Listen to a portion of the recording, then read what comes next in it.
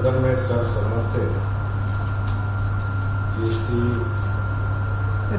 पास हुआ। इसके लिए मैं राज्य के तमाम राजनीतिक दल के नेताओं को धन्यवाद देता हूँ, जिन्होंने देश हित और राज्य हित में इस जीएसटी बिल को पास करने का काम किया।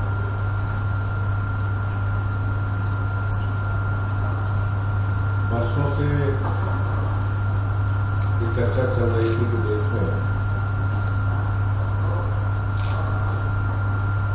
जनता के हित में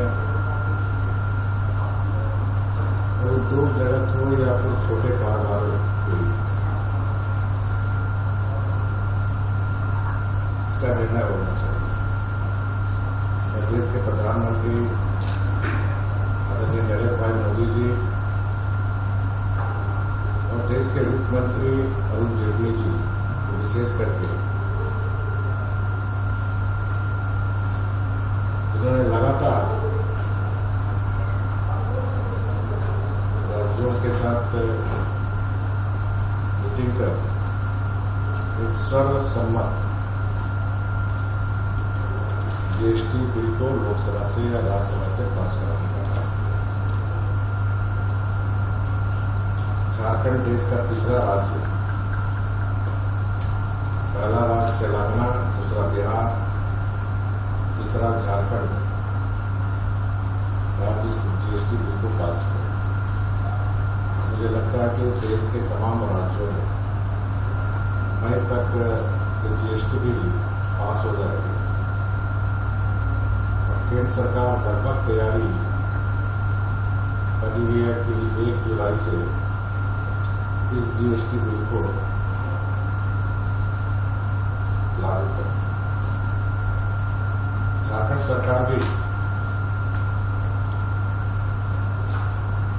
पूरी तैयारी कर रही है, जिसमें अभी तक उन्होंने अधिकारियों को प्रशिक्षण शिविर देना है,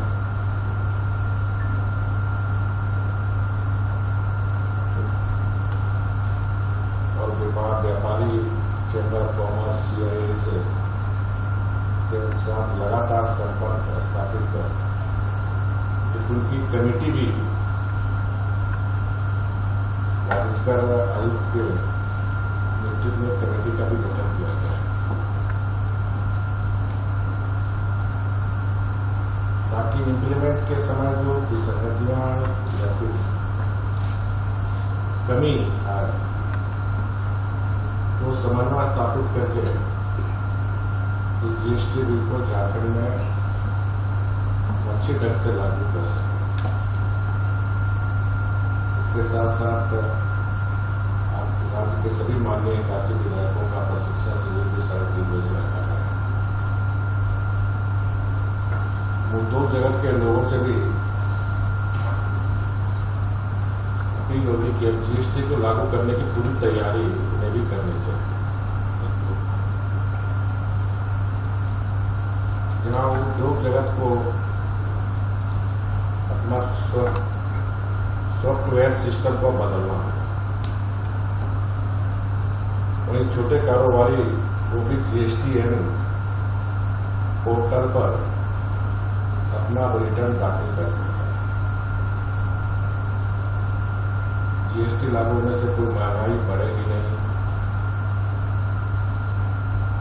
बल्कि आर्थिक सामान के मुकाबले घरेलू सामान का ज्यादा प्रतिद्वंदी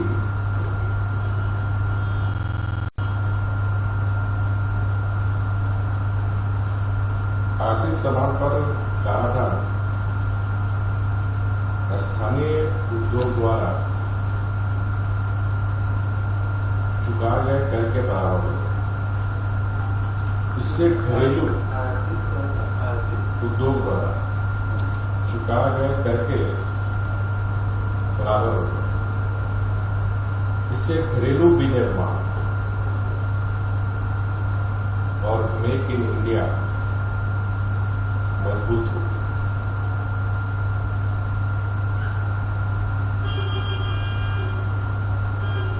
और भारत सरकार ने यह भी तय किया कि इसको लागू होने के बाद राज्य सरकार के समक्ष भी जो समस्या उत्पन्न हो राज्यों में, उसके लिए सेंट्रल स्तर पर एक कमेटी वित्त मंत्री की अध्यक्षता में बनेगी, जो बीच-बीच में बैठक कर आ रही समस्याओं का निदान केंद्र और राज्य मिलकर करेंगे। मैं कह सकता हूं कि जो हमारा संविधान में जो संघीय ढांचा को मजबूती मिली, कोई दल की राज्य की सरकार हो, सबों ने मिलकर देश में आर्थिक क्रांति, जीएसटी लागू होने से मील का पत्थर साबित, और इससे जो हमारे चाहे बड़े व्यापारी हो, छोटे व्यापारी हो, हजार तरह के फॉर्म भरने पड़ते, उसे उनको भी छुटकारा मिलेगा। और सारा चीज ऑनलाइन होने से इंस्पेक्टरी राज, भ्रष्टाचार, और इस देश में जो 30% पैरेलल समानांतर जो अर्थव्यवस्था चलती थी, उस पर करारा चोट इस जीएसटी के लागू होने से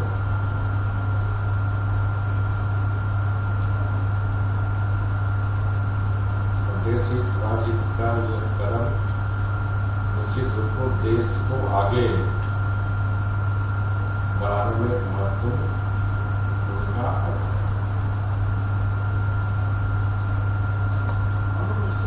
सरल भाषा में समझना तो ये जानना कि इसे बताते तो क्या फायदा मिलेगा और क्या घाटा, अगर जैसे आपने बताया कि मान लीजिए घाटा मिलेगा तो फिर उसकी क्या फायदा 5 साल तक देगा। हाँ, तो क्या देखिए, जीएसटी बिल से जो मैन्युफैक्चर स्टेट उसको थोड़े समय के लिए घाटा होगा, लेकिन जो उपभोक्ता स्टेट है उसको लाभ है कि अब जो टैक्स लगेगा जहां उपभोग कर रहा है वहां, इसीलिए झारखंड सहित अन्य जो मैन्युफैक्चर स्टेट वो केंद्र के सामने इस बजट को रखा, और केंद्र ने सर्वसम्मत सभी से राय विचार कर 5 वर्ष तक ये जो घाटे होंगे वो केंद्र सरकार दे करेगी, उस घाटे का भरपाई केंद्र सरकार करेगी। तो आपको लगता है कि 5 साल के बाद आप लोग स्टेबल हो जाएंगे, आत्मनिर्भर हो जाएंगे? क्योंकि हमें देश हित की चिंता करनी चाहिए, देश पहले है, और देश में जो ये भ्रष्टाचार जो देश को दीमक की तरह खा रहा है,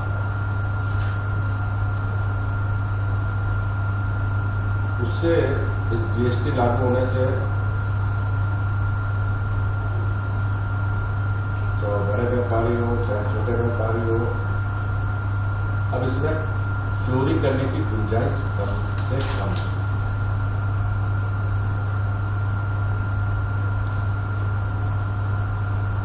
क्योंकि सब चीज अब ऑनलाइन है।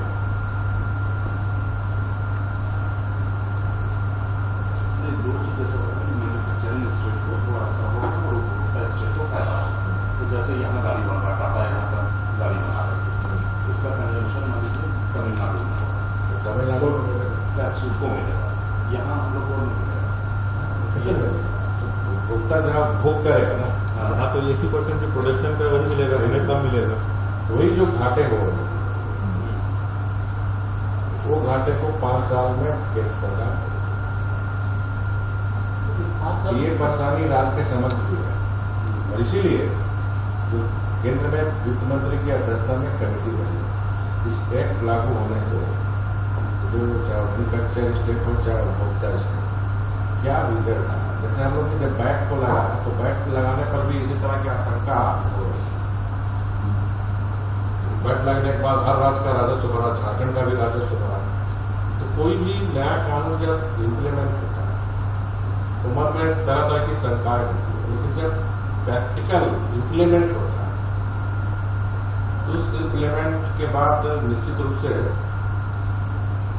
इसका आउटपुट कम है कि ज्यादा है, तो इम्प्लीमेंट होने के बाद ही हम और आप सब आकलन करें। इम्प्लीमेंट करने के बाद ही वास्तविकता आएगी, और उस वास्तविकता को ध्यान में रखकर जो वित्त मंत्री जी के अध्यक्षता में जो कमेटी बनेगी तो हर राज्य फिर उस विषय को रखेंगे। तो फिर अगर वहाँ आम सहमति बनेगी कि संशोधन करना होगा तो फिर वो कमेटी पार्लियामेंट में सुझाव देगी, संशोधन होना चाहिए। तो विकल्प अभी खुला होगा। एक चीज और आरोप लगा कि एक है कि सर अभी जब 1 जुलाई से लागू हुआ लेकिन जो आम बजट पेश किया गया केंद्र सरकार उसको भरपाई वाला जो पार्ट है उसके लिए अलग से कोई तो सप्लीमेंट्री में तो आ ही सकता है। अब दूसरा जो इसका मतलब तो अगर जिस तरह की प्रोडक्शन के बाहर बात दिखेगा तो वाली ये बात आई तो यहाँ local market, local production and local cell वो उसको तो बढ़ावा मिलेगा, फिर तो उसको कुछ तो बढ़ावा मिलेगा, उससे फायदा होगा। पूरा डिसीजन का मेक इन इंडिया में यहाँ इस प्रतियोगिता हो रहा है, जब रेवेन्यू इस पर उत्पादन बढ़ेगा तो प्रतिस्पर्धा फिर चलेगा, इसलिए स्टार्टिंग प्रतिस्पर्धा चलेगा तो फिर उस समय कुछ समस्या आएगी, उससे मैं इनकार नहीं करता। उसी समस्या के निराकरण के लिए ही कमेटी बनी है कि राज्यों को क्या क्या समस्या तो हम लोग यहाँ तो ये प्रोडक्शन भी ज्यादा होगा, अभी जितने उद्योग लगा है तो सब चीज का प्रोडक्शन ज्यादा होगा। जिस राज्य को में वो जाएगा उसको टैक्स यही है। ये जो मैन्युफैक्चर स्टेटों के सामने ये समस्या एक्ट इम्प्लीमेंट करने के बाद फिर हम लोग स्टडी करेंगे, फिर सेंटर में इस विषय को रखेंगे। सदन में सर आप इस पर क्यों नहीं बोले?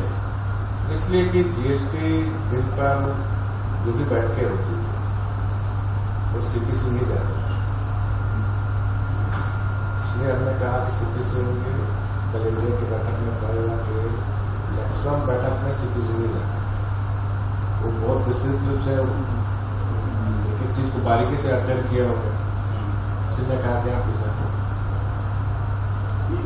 एक और बता रहा है कि 20 लाख से कम वाले को टर्न ओवर जिसका 20 लाख से कम है उसको निबंधन नहीं करना, तो वो कहाँ टैक्स देगा, कहाँ से उसको बिजनेस करेगा, टैक्स में टैक्स।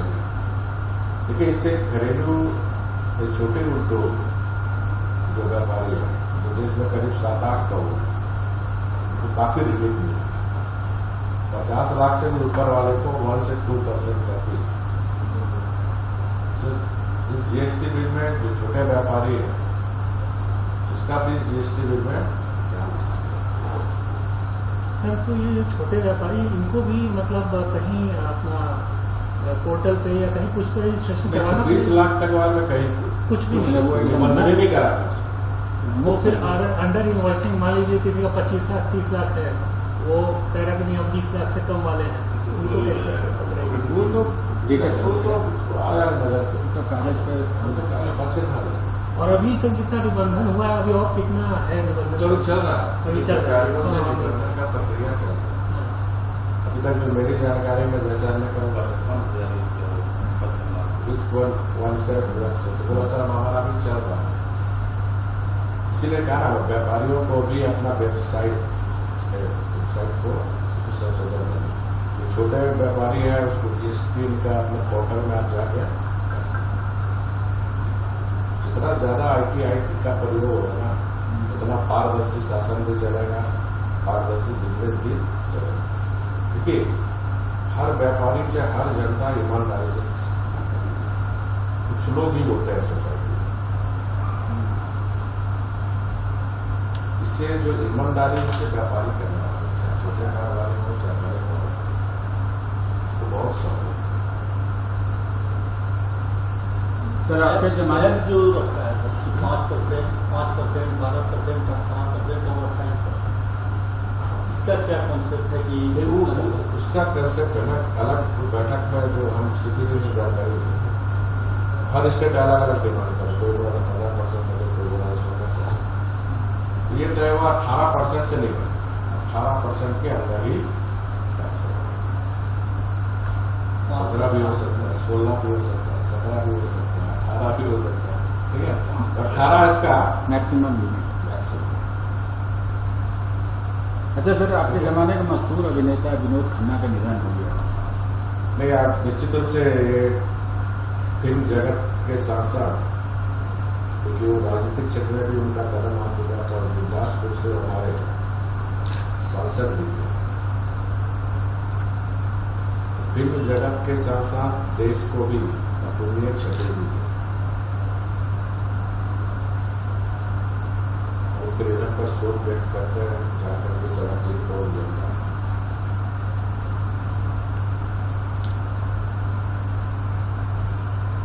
इसके साथ साथ हमारे जमशेदपुर भी एक कार्यकर्ता का पाठक जी का निधन हो गया, उन पर भी मैं शोक व्यक्त करता हूँ।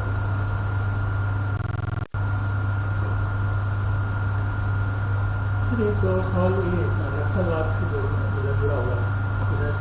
अभी जो छत्तीसगढ़ में हमला हुआ, लगा 1 महीने के अंदर 2 बार हमले हुए और काफ़ी मारे गए लोग। इसमें 2 बातें निकल के आई हैं कि CRPF जो रोड कंस्ट्रक्शन का काम को सपोर्ट कर रही थी, और हमारे यहाँ भी ऐसे फोकस्ड एरिया डेवलपमेंट का काम चल रहा है, प्रोसेस भी चल रहा है। तो यहाँ पे मतलब उस घटना को देखते हुए यहाँ पे उसको रिव्यू करने की प्रक्रिया चल रही है। जिस दिन घटना हुई उस दिन ही हमने DGP को, हमारे भी कुछ क्षेत्र में ठोस रखे हम लोग काम कर रहे हैं, जैसे पेशरार में काम कर रहे हैं, ठीक है, 18 किलोमीटर से तो हम ठोस रखे काम कर रहे हैं। हमने काम में और चौकन्ना रखा और आपके जो खुफिया विभाग उसको और आपको जहाँ इन क्षेत्र उग्रवाद प्रभावित क्षेत्र सूचना का आदान प्रदान ठीक रहने से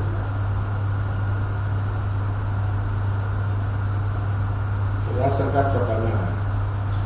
अच्छा, एक और चीज़ उसमें थी, यहाँ पे पता नहीं आप लोगों के संज्ञान में आया कि कोई एक टेक्नोलॉजी है जिससे कि सड़क बनाने का जो कार्य है वो थोड़ा जल्दी हो सकता है, उसका रिक्वेस्ट उन लोगों ने किया। यहाँ पे आप लोगों के पास उसी टेक्नोलॉजी का वो पेशरार में इम्प्लीमेंट कर रहे हैं, ऑलरेडी उसको पायलट प्रोजेक्ट पर दिया गया है।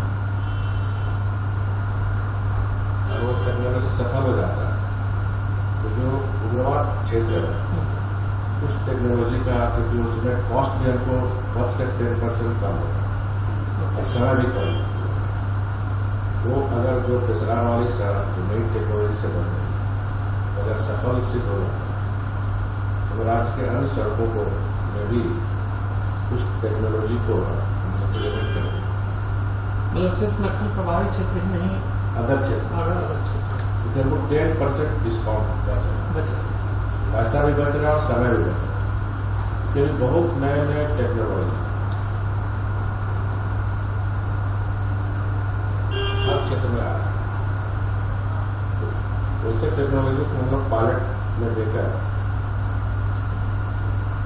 उसकी रिजल्ट क्या है, क्वालिटी क्या है, एक विवेचना करने के बाद सरकार की मंशा है कि राज्य के अन्य सड़कों को भी उस टेक्नोलॉजी के माध्यम से समय इस पर सर कब से काम चल रहा है पेशकार में इस टेक्नोलॉजी? करीब हो गया 15-20 दिन हो गए, पूरी फोर्स है वहाँ।